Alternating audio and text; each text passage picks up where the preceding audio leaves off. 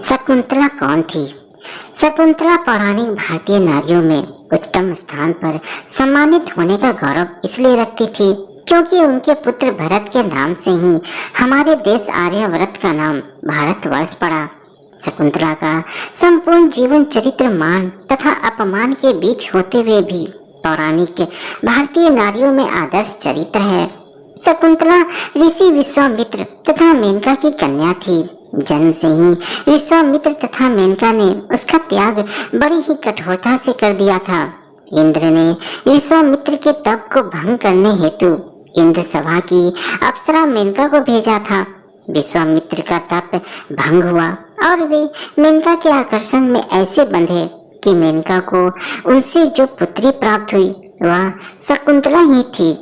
विश्वामित्र दोनों को अकेला छोड़कर तप करने चले गए।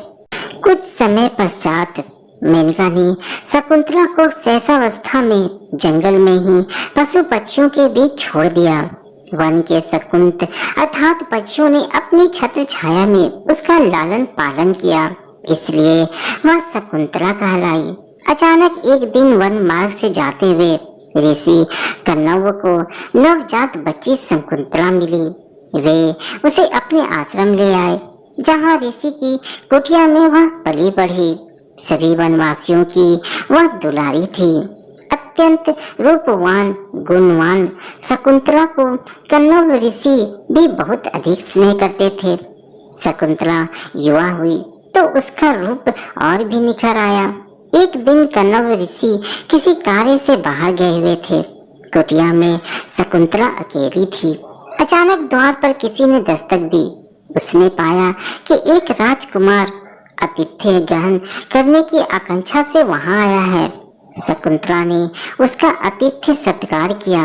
वह शकुंतला के रूप यौवन को देखकर विवाह का निवेदन कर बैठा। शकुंतला ने अपने पिता कण्व की अनुपस्थिति में ऐसा करने से अस्वीकार किया। तब राजकुमार ने बताया कि वह प्रतापी राजा दुष्यंत है, उसके साथ गंधर्व विवाह करना चाहता है। ऐसी परम सौसानी स्त्री को वह तुरंत वरण करना चाहता है।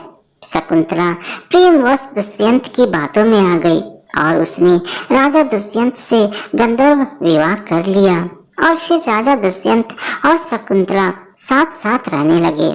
एक दिन जाते समय राजा दुष्यंत ने शकुंतला को अपनी पहचान के रूप में एक अंगूठी दी और उसे शीघ्र ही राजधानी ले जाने का वचन भी दिया।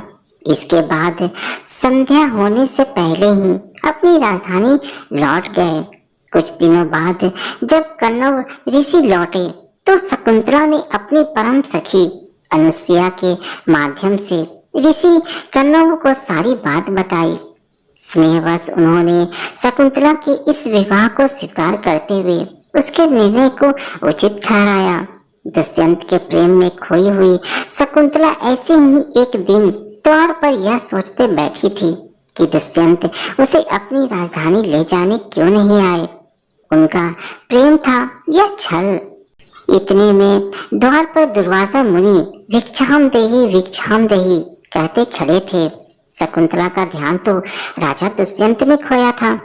दुर्वासा मुनि ने कुछ क्षण प्रतीक्षा कर शकुंतला को यह कहते हुए श्राप दे डाला कि तू जिसके विचार में इतना खोई है, जा, वह तुझे भूल जाएगा। शकुंतला की तंद्रा भंग हुई तो उसने दुर्वासा के चरणों पर गिरकर श्राप मुक्ति हेतु क्षमा मांगी। दुर्वासा ने उदारता दिखाते हुए कहा कि यदि उसे तुम्हारी कोई पहचान की वस्तु मिल जाए तो वह तुम्हें पुनः स्वीकार कर लेगा। समय बीतने पर शकुंतला गर्भवती हुई। शकुंतला ने अपने पिता पर बोझ बने रहने की अपेक्षा राजा दुष्यंत के पास जाना उचित समझा। भारी मन से ऋषि कण्व वनवासियों, पशु पक्षियों, बेलों तथा लताओं ने शकुंतला को विदाई दी। शकुंतला 2 ऋषि शिष्यों के साथ राजा दुष्यंत के महल जा पहुंची। श्राप के प्रभाव से दुष्यंत ने उसे पहचानने से इनकार कर दिया और उसे दुष्चरित्र कहकर अपमानित करते हुए महल से निकाल दिया। शकुंतला के अनुनय विनय का दुष्यंत पर कोई प्रभाव नहीं पड़ा। पुनः वनवासियों के बीच आकर शकुंतला ने कुछ समय पश्चात एक तेजस्वी पुत्र को जन्म दिया। ऐसे ही दिन बीतते चले गए। एक दिन राजा दुष्यंत अपनी बड़ी तथा छोटी रानी के साथ बाग में टहल रहे थे। तभी मछुआरे ने आकर यह खबर दी कि उसे मछली काटते समय उनके राज चिन्ह वाली एक अंगूठी प्राप्त हुई है। राजा दुष्यंत ने जैसे ही अंगूठी देखी तो उन्हें शकुंतला की याद हो आई। बड़ी रानी ने राजा दुष्यंत को शकुंतला के साथ किए गए उस दुर्व्यवहार व अपमान के प्रति क्षमा मांगने हेतु और उसे ससम्मान राजमहल वापस लाने हेतु निवेदन किया।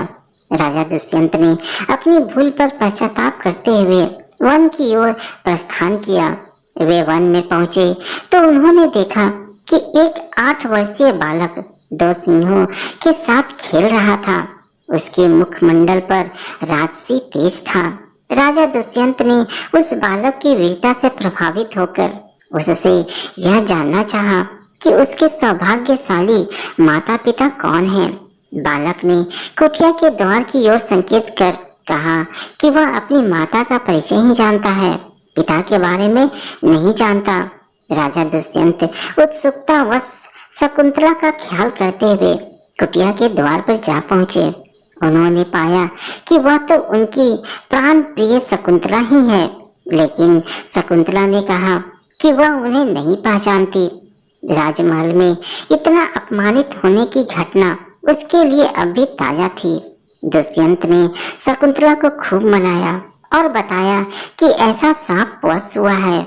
शकुंतला को अचानक याद हो आया कि उसके साथ जो कुछ हुआ वह तो दुर्वासा मुनि के श्राप का प्रतिफल था। उसकी अंगूठी नदी पार करते समय जल में गिर गई थी, जिसे मछली निकल गई थी, जिसे देखते ही दुष्यंत को शकुंतला की पुनः याद हो आई। उसने बताया कि शेरों से खेलने वाला वह बालक उनका ही पुत्र है। कालांतर में वह बालक श्रेष्ठ राजा बना। उसके नाम भारत से ही भारतवर्ष का नाम भारत पड़ा। इस तरह सुखपूर्वक दिन व्यतीत करने के बाद शकुंतला और दुष्यंत अपने बेटे भरत को राज सौंपकर वन की ओर चले गए।